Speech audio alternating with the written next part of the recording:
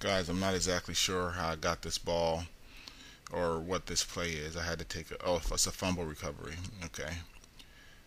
Um. Oh, that's right. I just picked it up. So we're back here. And short field. Oh, look at them. Look at the seal. Oh, nice run. A very effective way to beat the Colts if you have a good offensive line and a nice straight ahead runner. Uh, and remember, you can run the toss with this guy if the tight end's out there. I'm not sure if I figure that out here. If I make the adjustment here, what team it is, but at some point I start running the toss to close the game out. I don't know if it's this one or the next one. Other than that, it'd be really tough. Thomas is still out there. Let's see if he stops me here. I think maybe right here is when I decide to go with the substitution. Or maybe it's a different game. I play so many games, I don't know. But to beat the Colts, guys, you have to be able to run inside. If you're one of those 3-4 wide types, please don't just go all deep because they will get you. You have to have people, probably one to the flat, one to the hooks, and one to the outs. And your first read better be right if you do it that way. So I would suggest being able to run and then throw short passing routes off of that. I wouldn't even try to go too deep on these guys. It's just, I mean, you better know exactly what you're going to do and hope that your first read is not where he has covered. But then again, that's why they run the cover too, right? They can get in so fast to where if they just cloud the middle and the flats and have too deep, then it's going to be hard to get it off. I say run on them. I say run on them and score yourself.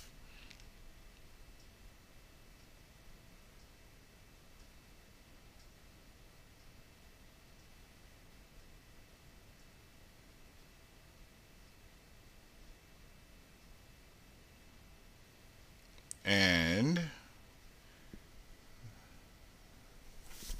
Maddenedge is up. I believe that's 25-21. It's a little bright here. Yeah, and he is going to have to score a touchdown. And when I'm in that situation, I'm pretty confident. You know, I feel like I'll I'll be able to outthink the opponent, especially having played him for a full 4 quarters, to where I'm not gonna let him pull those right strings. So I like being in that situation.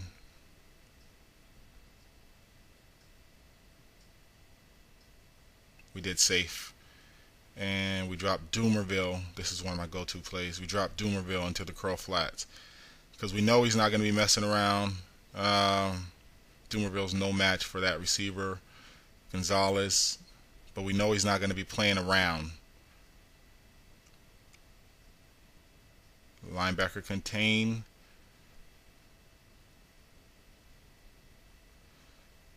You guys are like, why do you keep giving that middle up? It's because I don't have the middle blitz inside. I don't have it in my audibles. It'll be there now, though. Well, it is there. I showed you my audibles on the Chicago Tebow video where Tebow beats a top player.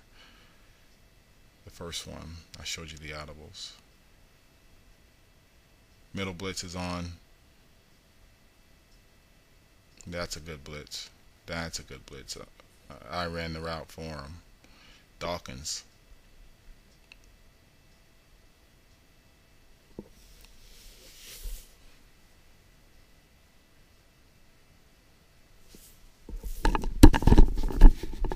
Four wide. And right now it's not. There's no time to play. I'm gonna go with what's working here. And he just will not protect. And I don't want to move that guy who's coming second, because then he'll know. So if he would have pressed up on his own, that's fine. This looks like it's late. You can just tell that's not going to be good, right? This looks late.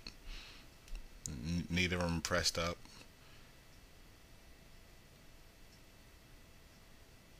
I do not like that call. Looking at it right here, I don't like that cover 3. Which is why I changed my audibles against these guys who are trying to open it up. You know? So I showed you those audibles. It is on the Tebow beats a top player. No, it's called How to Make a Top Player Quit with Tim Tebow. That shows you the audibles that I adjusted to after this game. I went to the cover 2 hawk, and I dropped 3 deep. And didn't get in. Oh, Maddenedge is in trouble.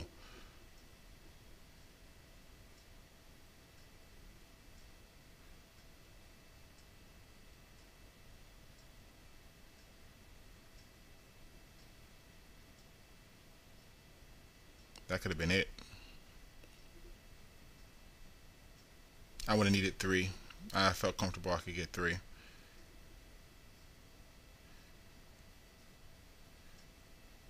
Cover 2 hawk, I believe. I'm going to one of my old favorite ones there. Now you see I got 3 deep. I changed the spy to a hook. And then probably even spy it. Nope. Yeah, I'm not too concerned when Peyton's doing that. Whew. 3rd and goal.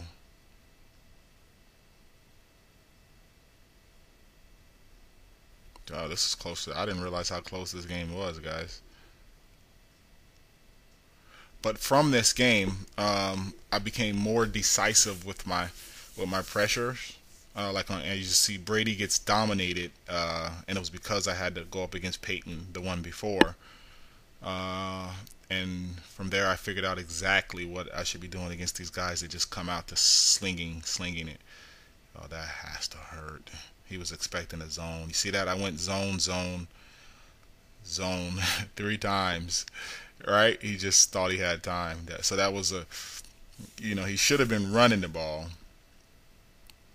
But when he showed me that he wasn't, if he was going to run out of like 3 wide or whatever, then I was going to have pressure on it, and if he was going to pass, then I had him, because here we're going to go again. Let's see, check it out. Yeah, it's good pressure. Sealed it with defense. From here, watch the Patriots game, and you will see a very decisive, pressurized defensive game plan. The guy comes out trying to do the same thing, but guess what? I had just faced it. So there's another quit. I had just faced it, and for that reason, he was in trouble. And by the time I get to Chicago, and the guy switches from the Saints to Chicago because he sees I'm on Denver, and he thinks he's going to win pretty easily, he quits at 10-0. He just feels suffocated by what I'm doing. So that's the progression of pressuring a top quarterback while being used by a top player. Maddenedge.com. Check out the sites, guys. Do visit the sponsors.